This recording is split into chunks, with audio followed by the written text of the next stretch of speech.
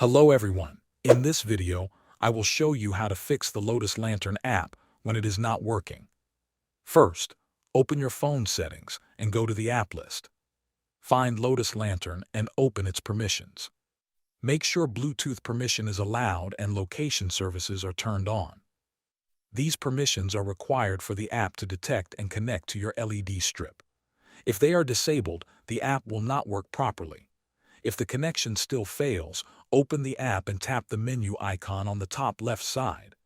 Go to the device list and refresh it so the app can scan again for nearby devices. This step often helps when the device is not showing in the list. You should also check for updates in the Google Play Store or Apple App Store. Installing the latest version can fix bugs and improve compatibility.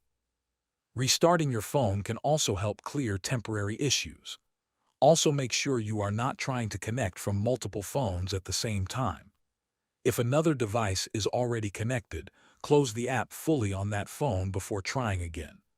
This can prevent connection conflicts and improve stability. Thanks for watching.